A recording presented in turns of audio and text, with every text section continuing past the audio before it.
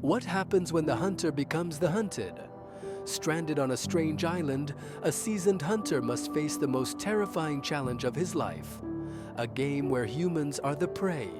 He must outsmart an evil general who hunts humans for sport. Will he survive, or will he become just another trophy? Welcome to Premier Tales.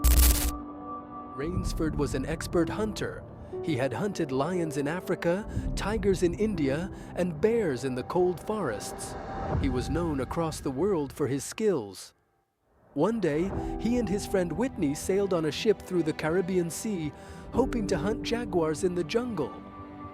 But one dark night, something strange happened.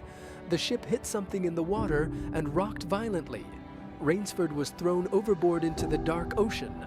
The cold waves pushed and pulled him, but he fought hard to stay afloat. After what felt like hours, he saw an island ahead. Exhausted, he swam toward it, praying for safety. Rainsford dragged himself onto the beach, breathing heavily. He was on an unfamiliar island, surrounded by tall, dark trees.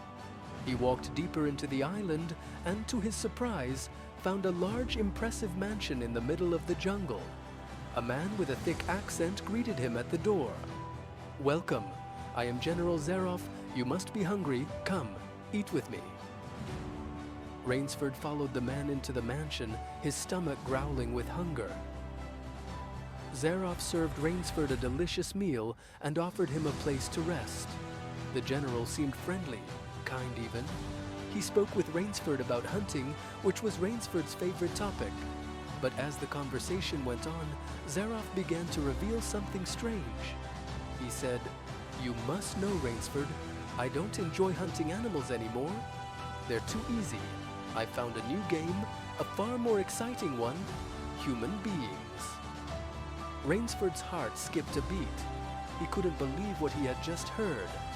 Zaroff explained, "I hunt people, those who are shipwrecked on my island.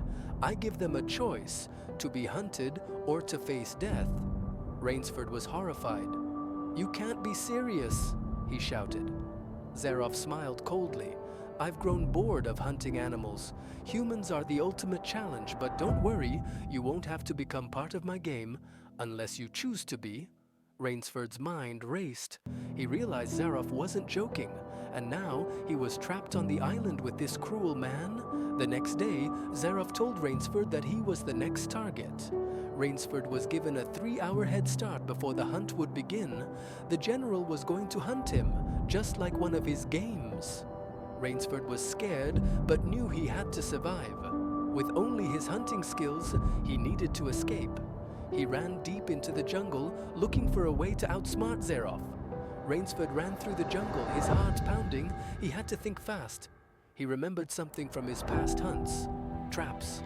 He quickly set up a Malay man catcher, a trap with sharp swinging branches. He hoped it would slow Zaroff down. After a while, Zaroff's dogs howled in the distance. Rainsford had to keep running. As night fell, Rainsford found a large tree to climb. He stayed as quiet as possible, hoping Zaroff's dogs wouldn't find him. For hours, he waited in the tree, listening to the sounds of the jungle. The wind whispered through the leaves, and the night seemed to stretch on forever. Every time a noise made him jump, he reminded himself to stay calm. The next morning, Rainsford heard Zaroff's voice nearby. The general was close.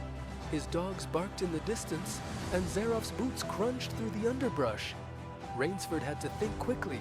He dug a hole and covered it with branches, hoping to create a pit for Zaroff's dogs to fall into. But Zaroff was clever.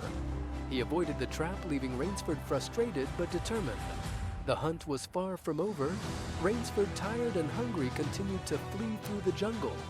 He used his hunting experience to build a clever knife trap, hiding it along the path Zaroff would surely take. When Zaroff came closer, the trap was triggered. One of his dogs was injured. Zaroff cursed, but he didn't give up. The hunt continued. Rainsford felt the weight of the hunt bearing down on him. He had been running for days, hiding, setting traps, and trying to outwit Zaroff, but it wasn't enough. The general was getting closer, and the island seemed to be getting smaller. Rainsford knew that he had to end the game soon, or he would lose. On the third day of the hunt, Rainsford was exhausted. His legs ached, and his mind was starting to cloud with fear. Zaroff was getting closer, and the dogs were only moments away. But Rainsford wasn't ready to give up. He had one final plan. Rainsford took a deep breath and made a bold decision.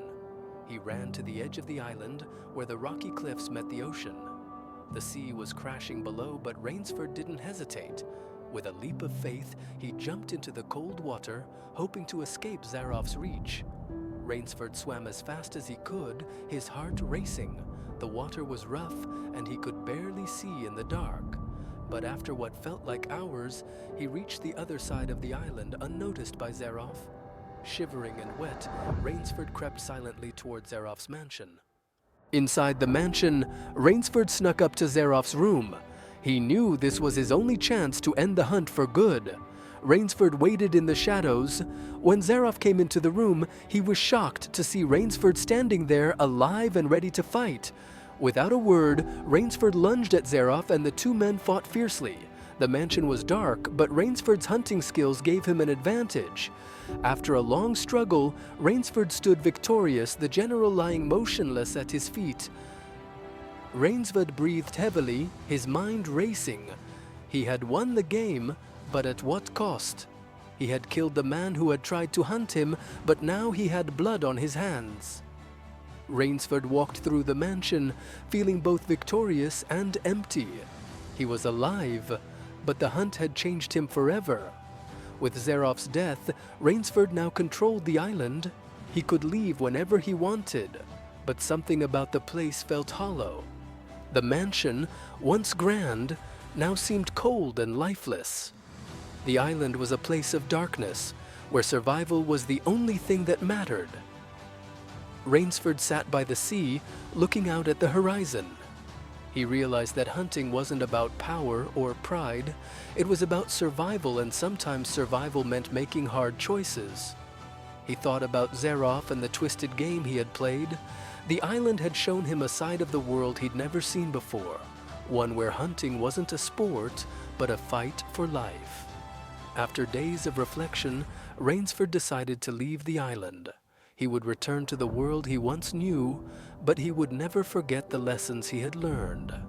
As he sailed away, he couldn't help but wonder if Zaroff had truly been the villain, or if, in some way, they had both been victims of the game. Back home, Rainsford returned to his life as a hunter. But he was no longer the same. The hunt was no longer a game to him. He had seen the darkness it could bring, and now he understood the true cost of survival. As he looked out at the vast jungle, he remembered the island, the game, and the man who had challenged him to the most dangerous game of all,